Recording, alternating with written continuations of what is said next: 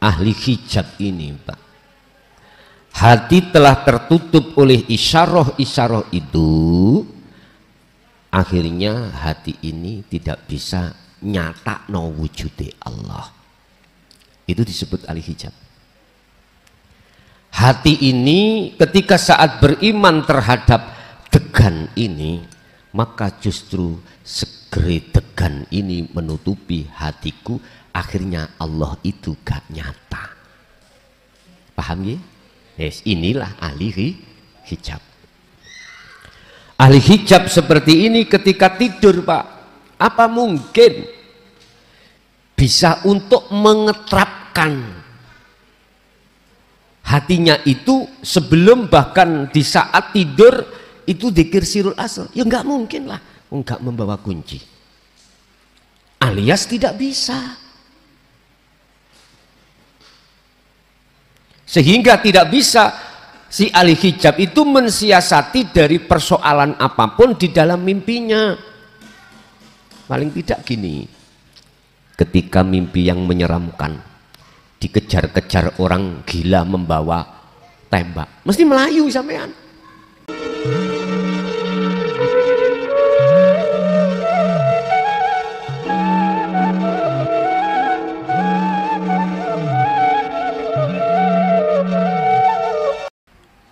Assalamualaikum warahmatullahi wabarakatuh.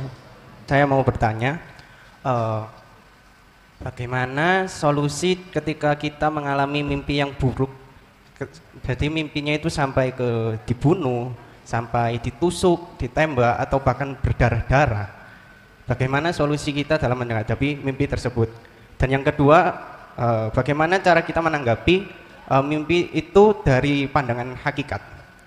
Sehingga kita tidak lagi takut karena sampai ke fase dimana kita itu takut untuk tidur karena takut bermimpi buruk kembali.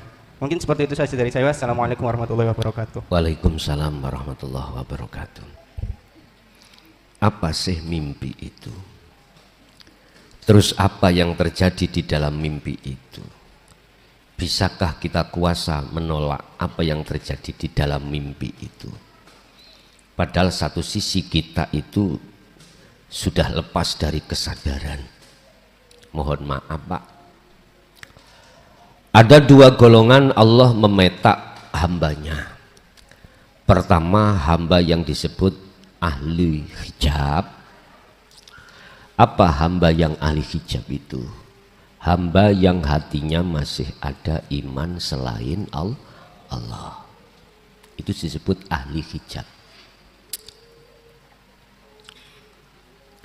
Ahli hijab ini, Pak, hati telah tertutup oleh isyarah-isyarah itu, akhirnya hati ini tidak bisa nyata no wujude Allah.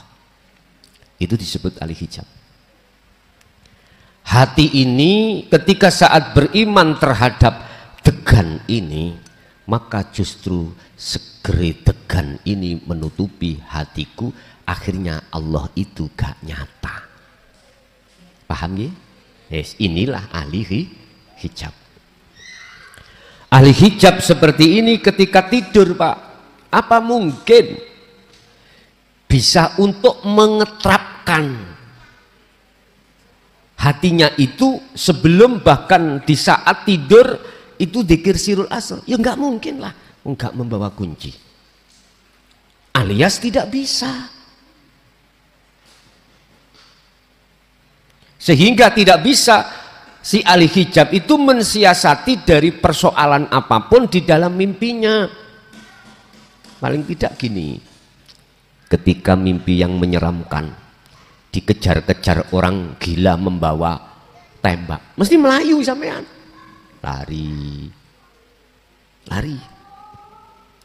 Padahal ketahuilah bahwasanya di dalam mimpi itu Anda itu masuk di dalam alam mukasyafah, alam di mana dibukakan kegaiban makhluk, sehingga kadang-kadang kita mimpi bertemu ayah yang sudah meninggal, ibu sudah meninggal, dan lain sebagainya, atau bertemu pada orang lain yang belum meninggal.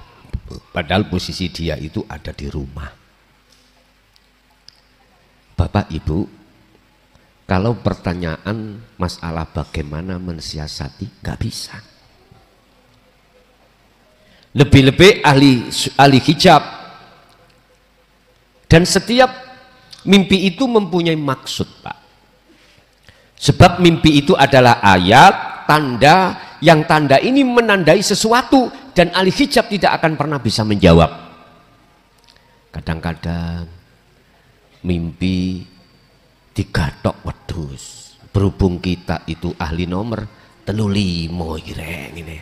Tombo ilah 35. Lu gathoke piro? Ben sak as kopi misalnya. Wis jangan-angen.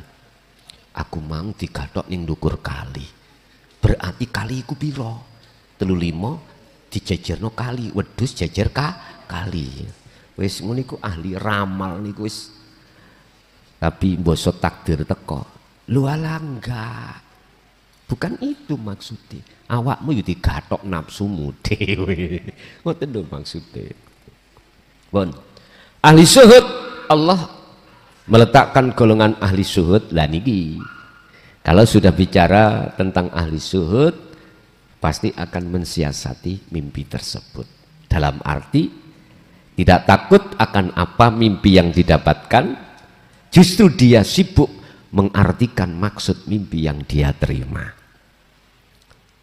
Beliau sebelum tidur pasti dia itu memfungsikan sirul asrar.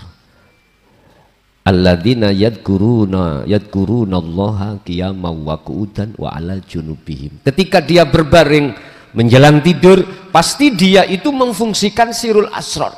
Is pasti ini.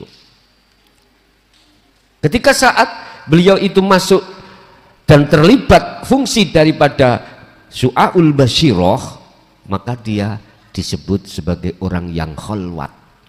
Khalwat. Nanti perjalanannya itu di dalam mimpi. Di dalam mimpi itu akhirnya kadang mimpi, kadang tidak. Beliau itu. Apabila mimpi, mesti di situ dia tahu apa maksudnya. Dan mimpinya dia tidak akan membahayakan dirinya. Tidak. Karena mimpi itu adalah salah satu perjalanan ruhaniyah dia itu suluk nuju wusul pada Allah.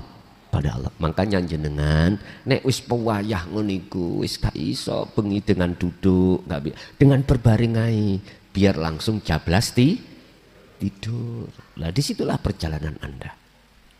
Jadi Anda bisa mensiasati lewat sini. Saya katakan mimpinya ahli syuhud tidak akan pernah membahayakan terhadap ahli syuhud, sekalipun ahli syuhud akalnya itu tidak sadar. Tidak sadar.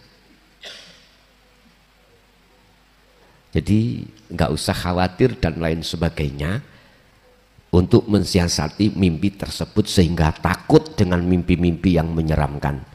Cukup jenengan iki sebelum tertidur fungsikanlah sirul asrar ketika berbaring.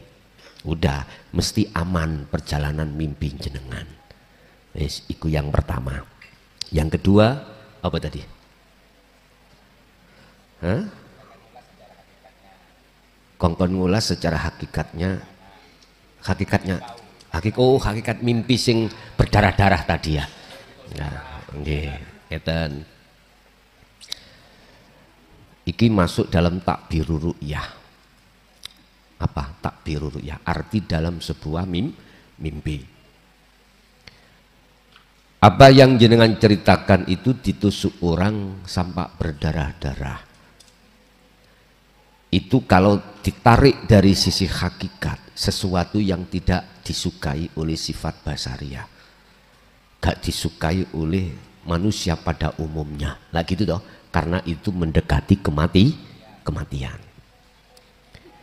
Yang namanya mujahadatun nafsi, merangi hawa nafsu, itu wajib.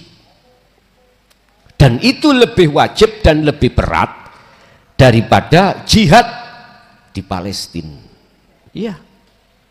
Jihad di Palestina itu jihad kecil, kata Rasulullah. Jihad yang besar adalah melawan hawa nafsu. Jikalau kau itu mau berdarah-darah, berarti ruhaniyahmu itu masih ditarik, masih kalah dengan sifat basariyah, di dalamnya nafsu nafsiyah dan amarah. Lah, pripun carane saya bisa menghindar dari kekalahan ini? Gini Pak, konsepnya itu seperti ini. Allah, ruh,